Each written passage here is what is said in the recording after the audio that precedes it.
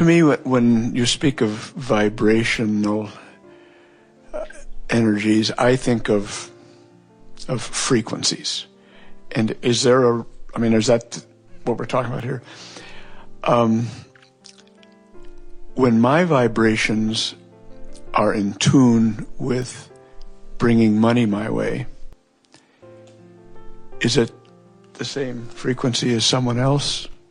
In other words, does money have its own vibration, and all of us, when we're trying to manifest money, are on that same vibrational energy, or does money to me have a different vibration than it does for someone else? Well, money, or any subject in and of itself, has a frequency that goes all the way from the abundance of it to the absence of it. Okay.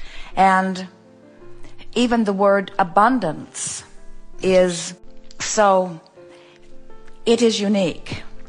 It is unique in the sense that you compete with no one for your money. Right. Because your experience causes you to offer your rocket of desire, and if there are trillions of people offering rockets of desire about money, the economy just expands. Right. What is interesting about economy is that billions of people and what they are living causes the asking, which causes the expansion of the economy. But then only those that are a vibrational match to it are the receivers of it. So the imbalance in the haves and have-nots comes from the alignment with the energy. But there are a lot of people that are very wealthy that are benefiting by the asking of those who are not yet allowing anything into their experience. And that's why there's so much resentment by the have-nots. They can somehow feel that some of that should have been theirs, and it very well should have been, but they've got to find a way to let it in. When you're a vibrational match to abundance, it will find its way to you through the crack of least resistance. And so we think that it's not so much about the vibration of money that is the variable, it's the crack of least resistances that are the variables. So your allowing is the variable. Allowing it to come in. More than anything. How often I think about it in an attitude of appreciation, how much I worry about it, how much I worry about people who don't have it. In other words, it's the purifying or the clarifying of the way you feel about money that is the big distinction about how fast it comes and how much comes when it comes. Mm-hmm. Esther had an interesting experience as this last weekend they participated in a large conference in Las Vegas that Hay House was producing. And it's the first time that Jerry and Esther have done anything outside of the small gatherings that they've been doing on their own.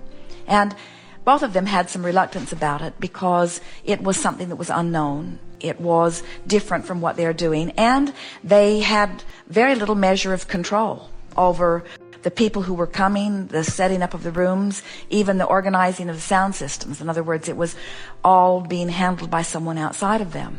And so as the venue began to unfold, both of them began to see the positive aspects of it. And the reception of a large number of people to what they were hearing from Abraham was great fun for Jerry and Esther. And as they heard different keynote speakers singing the praises of Abraham and different people in the audience began responding, Jerry and Esther began rethinking the scenario a little bit, because Esther had said, this is probably the only one we're going to do, or maybe another one that we've committed to, but it's sort of a lot of work and a lot of trouble, and I'm not sure I want to do it anyway. But as it began to unfold, Esther could feel that her experience in that exposure caused a clarifying of some desires that were not within her before. She actually felt the birthing of the desire happening right before her eyes. And then she said to Jerry, uh-oh, because she now knew, because she's been hearing us and she's been experiencing it from her own experience, you cannot take back a desire that has been born out of your experience. In other words, once a desire is launched, you have no choice but to get up to speed with it. So it's an interesting thing, this relationship with money or this relationship with any desires. Once the desire has been born, you must come into alignment with it because you can't take it back. Your experience birthed it. You've got to get up to speed with it. And so Esther said, I can see how people begin to see the world differently. The more exposure they have to the world, the more expansive their thoughts are. The more expansive their thoughts are, the more expansive they become. In other words, you just cannot hold yourself in one place. So there are endless frequencies relative to every subject. But the only frequencies that are of interest or importance to you are the vibrational relationships between the frequencies of your hatched desires and your in-the-moment offering. You can't even factor in or understand anybody else's frequency. Okay.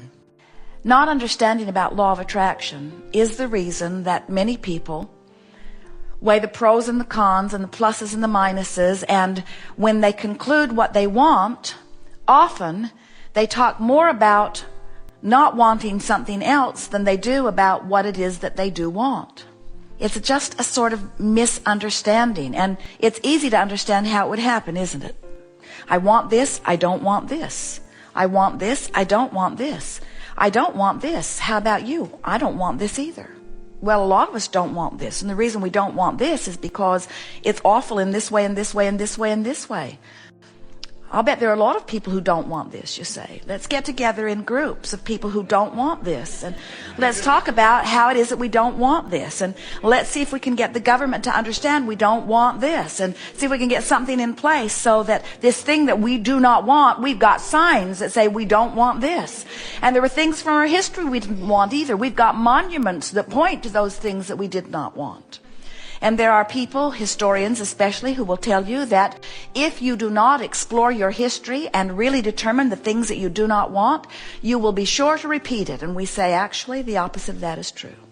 The more attention you give to things in your historical past or even in your present that you do not want, the more you activate them in your now, and the more they become a part of your now experience, because law of attraction says that which is likened to itself is drawn. So when you set your radio tuner on 6:30 a.m., the frequency that is being broadcast at 6:30 a.m. is received by you. The signals match, and you have the experience of 6:30 a.m. But if you set your radio dial on 6:30 a.m., and what you want to hear is 98 FM, you do not have a satisfying experience because your tuner is set to a different vibrational frequency than the transmitter. So we like to bring that up because we notice that as many of you are exploring the contrast of your time-space reality, you very often get fixated on the things that you do not want, and in that process what you do want becomes ever so much more clear to you. Have you noticed that you always know more clearly what you want when you're living something you don't want? When you don't have enough money, you get so clear about the value of more money. And when you are not feeling good, health and a good feeling body is so much more important to you. So that contrast always causes a focusing, whether you know that it's happening or not, of desire, a launching of a vibrational rocket. So as you are running around in your physical bodies, you are really more vibrational than you are anything else. You're really good at translating vibration, so good at it that most of you don't realize that you are vibrational translators, but you are. So as you're moving around through the contrast of your experience, living some things wanted and some things not wanted, you are focusing desires. You're launching rockets literally out there into your vibrational future. Every time someone is unkind to you, you launch a rocket that you'd like to be treated better. Whenever you're bound up in traffic, you launch a rocket that you would like traffic to flow better and the roads to be better. Anytime you have any experience, no matter how broad or narrow your exposure to experience, you are launching rockets of desire. And every time you do that, whether you are able to speak it in words or not, those preferences are heard and understood by source energy and answered. You knew that it would be that way when you decided to come into this body. You knew that you would launch rockets of desire. You knew that your environment would cause you to achieve personal preferences. And as we talk about this to you, usually you do not rise to the feeling of that in the way that we feel it. We just think it is so wonderful that you have all of this variety that causes you to personally identify preferences, because we understand what that means. We understand the value of you being here on the leading edge, having your unique experience. Unique experience. Here we are all here together, having an experience that is absolutely unique unto the universe. The universe is going to expand in a way that it would not expand otherwise if we were not together collaborating with thoughts, ideas, desires, beliefs, expectations. In other words, this is leading edge creation. And from your non-physical point of view, you are so exhilarated about this expansion, not because the universe needs to expand. It's not lacking expansion, but because riding the wave of expansion is so exhilarating. To be in this time and in this place with this variety, inspiring new desires, and to have Source answering each and every desire, and then to be so in vibrational alignment with what you're asking for that you get to feel the exhilaration of the energy pouring through your focus, and then you get to watch circumstances and events coming into alignment, all there to accommodate you. Your worthiness is not in question, not to us anyway. Your value is not in question, certainly not to us. And this gathering is about helping you to remember who you are, to help you reconnect vibrationally to the source that is you, to help you begin to appreciate your environment no matter how it is affecting you right now, to help you to begin to make peace with where you are, because it's the platform from which all things will spring forth, to get you to embrace the idea of deliberate creation and deliberately focusing, and to introduce you in a conscious way to the guidance system that is within you, so that you can make sense of the relationship between where you are and where you want to be on every subject. So the big question that we hear from so many people is, how can I have been offering a vibration and not knowing I was doing it? Because nobody's been talking to me about my vibration. They've been telling me what I need to do to make them happy. They've been trying to get me to control conditions so that I fit into some niche that they think is appropriate. And there are endless people with endless ideas about how I should think and what I should do. But I did not know about vibration, and so I've been thinking about lots of things. I've been sloppy with my thoughts. I've activated all kinds of things, some that I want and some that I don't want, but I don't have control of my vibration. And now look what's manifested. And you're wise when you begin to understand that what you're thinking and feeling and what's manifesting are always a match. Always. Nobody ever lives something that is apart from what they are offering vibrationally. That's why we and so many others are telling you, you create your own reality. Seth said it first. Jane Roberts translated Seth's vibration. You create your own reality. Nobody creates your reality but you. And the reason you create your own reality is because you look around, you focus on things, you activate vibrations which equal your point of attraction, and law of attraction matches it. So if you ever want to know how you're vibrating or what your point of attraction is, just look at your life. It matches it exactly. And if you want something to be different, you have to offer a different vibration. So that's what we're going to talk about all day here today. We're going to offer you as many techniques as you are willing to listen to help you understand that you can offer a vibration if you decide to.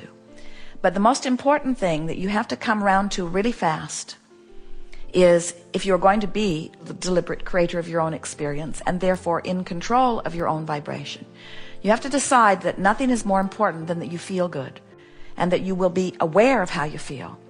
And it sort of goes hand in hand. You have to decide that what other people think about what you're doing has to be less important than how you feel.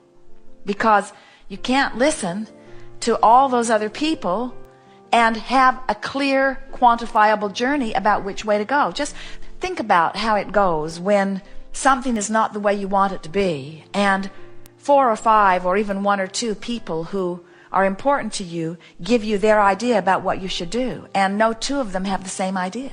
And the more people you listen to, the more confused you get.